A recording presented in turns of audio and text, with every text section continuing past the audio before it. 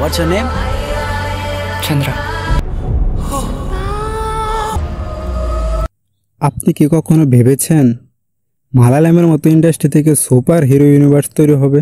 জি হ্যাঁ, তারাই তৈরি করেছে super hero universe Lokah chapter 1। हमें तो ये भी नहीं पता कि वो कौन है क्या है। এই পর্বে জানবো লুকা সিনেমা নিয়ে, যা 30 কোটি টাকা বাজেটে তৈরি হয়ে ওয়ার্ল্ড ওয়াইড 280 কোটি টাকা আয় করে নিয়েছে। হ্যালো ভিউয়ার্স, জনি পডকাস্ট থেকে আপনাদের সাথে আছে আমি জহিরুল ইসলাম জনি।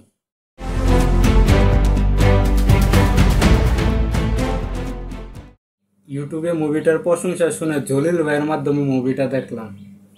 অসম্ভবকে সম্ভব করাই অনন্তর কাজ। সিনেমাটির লিড রোলে আছে কল্যাণী প্রিয়দর্শনী। মালায়ালাম ইন্ডাস্ট্রিতে এটাই প্রথম যেখানে ফিমেল সুপার হিরোকে মেইন ক্যারেক্টার বানিয়েছে। मुझे यहाँ क्यों बुलाया? कोई प्रॉब्लम है क्या? वही बताए। মুভিটার গল্প বলতে গেলে চন্দ্রা নামে একটি মেয়ে, যার মধ্যে রয়েছে সুপার পাওয়ার। সে কেবল রাতেই ঘর থেকে বের হয়, কারণ সূর্যের আলো সে সহ্য করতে পারে না। সে ভালো মানুষকে সাহায্য করে এবং খারাপ মানুষের জন্য হয়ে ওঠে ভয়ানক ভ্যাম্পায়ার।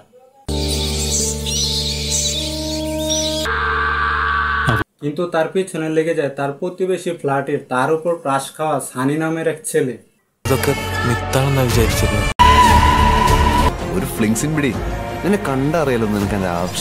এক পুলিশ অফিসার, কিছু অর্গান মাফিয়া।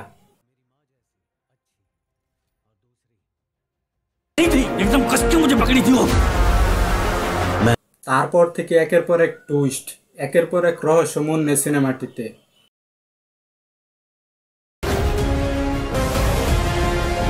সিনেমাটির শেষ দিকে একটি দুর্দান্ত ক্যামিও রয়েছে, যা আপনাদের সারপ্রাইজ করবে। সিনেমাটির মেকিং কোয়ালিটি বলতে গেলে দেখে মনে হবে হলিউডের কোনো সিনেমা।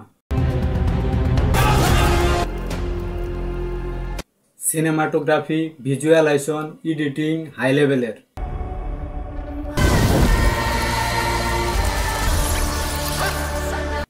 ব্যাকগ্রাউন্ডে রয়েছে দুর্দান্ত বিজিএম,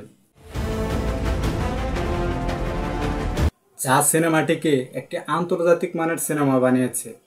অভিনয়ের দিক থেকে বলতে গেলে সকলের অভিনয় দুর্দান্ত হয়েছে। আমার কাছে বিশেষ করে বলতে গেলে পুলিশ অফিসারের চরিত্র অভিনয় করা স্যান্ডি মাস্টার।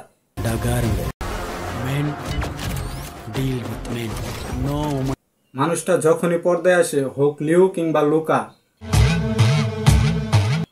তার অভিনয় এক্সপ্রেশন প্রশংসা করার মতো। যারা এখনো মুভিটা দেখেননি তারা দেখতে পারেন।